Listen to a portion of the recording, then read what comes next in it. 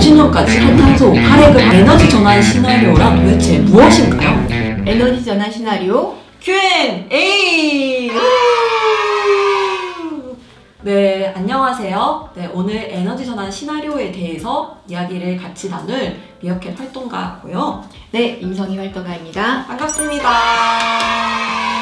작년에 녹색연합 그리고 에너지기후정책연구소가 함께 에너지 전환 시나리오를 만드셨다고 하는데요. 근데 그래서 발표회도 하고 했었는데 도대체 그게 뭔데 하시는 분들도 계실 것 같아요. 네, 이게 무엇인지, 어떤 내용이 담겼는지, 왜 중요한지 차근차근 알아가보는 시간을 가지도록 하겠습니다. 그래서 에너지 전환 시나리오란 도대체 무엇인가요? 네, 기후위기와 미세먼지 그리고 핵발전의 위험으로부터 벗어나려면 온실가스 배출이 없으면서 안전하고 깨끗한 에너지로 바꿔야 합니다. 탈탄소, 탈핵, 에너지 전환이 필요한 건데요. 에너지 전환 시나리오는 재생에너지를 어떻게 바꿀 건지 그 전환 경로를 그린 것이라고 보시면 됩니다. 경로가 어떻게 설정되느냐에 따라서 에너지 전환 과정이나 결과가 달라지기 때문에 시나리오 구성은 아주 중요한 작업이라고 할 수 있습니다. 그렇군요. 2050년까지 우리가 어떻게 탈탄소, 탈핵을 하고 에너지 전환을 할 거냐 하는 경로를 제시한 것이라고 생각이 드는데요. 네, 정말 중요한 내용인 것 같습니다. 그래서 에너지 전환 시나리오에는 어떤 내용들이 담겼는지 좀 궁금한데요. 네, 혹시 내용을 좀 알려주실 수 있을까요? 이번엔 녹색연합과 에너지기후정책연구소가 공동으로 마련한 에너지 전환 시나리오는 두 가지 과제에 초점을 맞췄습니다. 첫 번째는 기후위기 대안은 핵발전이 아니라는 사실, 그리고 두 번째는 전국적 차원의 에너지 전환을 고려하면서 한 지역이 다른 지역의 에너지를 의존하지 않고 지역이 어떻게 재생에너지로 자립을 이룰 것인지 9개 권역별 에너지 자립 방안과 전략 과제를 제시한 것입니다. 아, 그렇군요. 저도 당연히 핵발전은 대안이 아니라고 생각합니다. 네. 지역별로 에너지 자립을 하는 것도 굉장히 중요하다는 생각이 드는데요. 그런데 사실 수도권에서 전기를 가장 많이 쓰잖아요. 근데 발전소는 생각보다 별로 없고요. 우리가 다른 지역에서 생산한 전력을 수도권으로 끌어다 쓴다 그런 말을 많이 하는데요. 전력 자립률을 보더라도 서울의 경우에는 약 9%, 그리고 경기도는 60%에 그치고 있습니다. 이렇게 부족한 전력을 다른 지역에 의존하다 보니까 일부 지역의 에너지 설비가 집중된다거나 또 전기를 끌어오기 위해서 송전탑을 설치하고 송전하는 과정에서 지역 갈등이 불거지고 또 사회적 비용이 발생하는 여러 문제들이 생겼고요. 그래서 이번 시나리오에서는 에너지 권역을 정하고 권역별 전력 자립률을 최대한 균등하게 배분한 시나리오를 구상해 보았습니다. 아, 그렇군요. 얘기를 들어보니까 어느 지역은 에너지를 굉장히 많이 쓰기만 하고 또 어느 지역은 에너지를 발전하는데 그로 인해서 지역 주민들이 고통을 받는다면 좀 부정의한 문제도 있을 것 같습니다. 네, 그렇습니다. 그래서 에너지 전환을 위해서 중요한 게 에너지 수요 자체를 좀 줄여나가는 것이다 라고 하던데요. 재생에너지라고 하면 문제가 없어 보이지만 태양광 패널이나 풍력 발전기 그리고 저장 장치와 같은 설비들을 설치하려면 많은 부지가 필요하고 설비를 만들기 위해 많은 자원을 채굴해야 합니다. 그 과정에서 생태계를 훼손하고 오염시키게 되죠.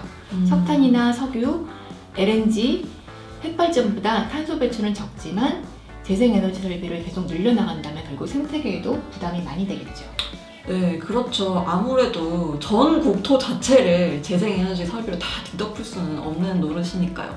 그래서 에너지 수요 감축을 중요한 전제로 삼아서 정부가 예측했던 2050년 에너지 수요를 반으로 낮췄고 탈탄소 탈핵 에너지 전환을 달성하기 위해서 필요한 재생에너지 설비 규모를 어느 정도인지 구체적으로 가늠해 본 겁니다. 하지만 태양과 풍력으로 좀 만든 재생에너지가 사실 에너지 공급이 좀 불안정하다고 좀 알고 있는데요. 뭐 예를 들어서 태양광 같은 경우에는 태양이 이제 비출 때만 혹은 뭐 풍력 같은 경우에는 바람이 불 때만 에너지를 얻을 수 있겠죠. 그렇다면 이런 재생에너지들이 24시간 운영되는 핵발전소나 석탄발전소를 대체하는 데는 좀 어려움이 있지 않을까. 네, 그래서 화석연료와 핵발전을 단계별로 재생에너지로 바꿔나가면서 동시에 재생에너지로 생산된 발전을 탄소 중립을 위해 어떻게 저장하고 활용할 건지 그런 기술적 대안과 에너지 시스템을 통합하는 그런 방안들을 만들어야 합니다. 그게 앞으로 더 우리가 면밀히 세워야 될 과제인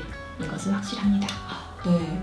재생에너지에 좀 일정하지 못한 수급 문제를 좀 보완하기 위해서 LNG와 양수발전소가 또 자주 언급되는 것 같아요. 네, LNG나 양수발전이 대안으로 이야기되어 왔었는데요.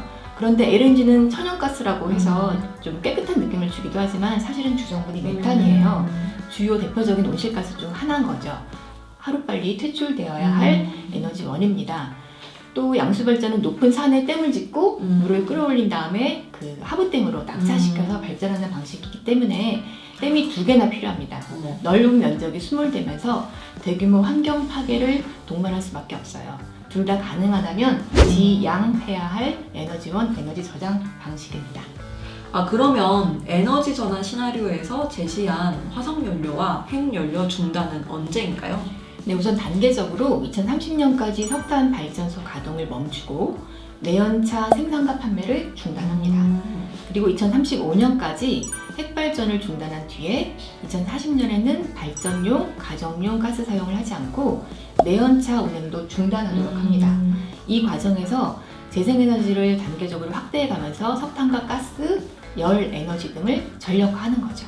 근데 생각보다 2030년까지 정말 얼마 남지 않은 것 같은데요. 그때까지 석탄 발전소가 꼭 멈췄으면 좋겠습니다. 그렇다면 이 시나리오는 핵발전 중단은 물론 탄소 중립도 가능한 시나리오라는 거죠?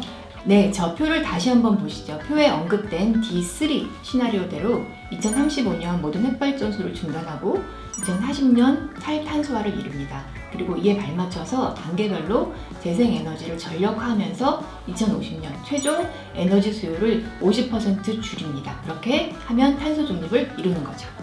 네. 저 표대로만 된다면 정말 좋을 것 같습니다.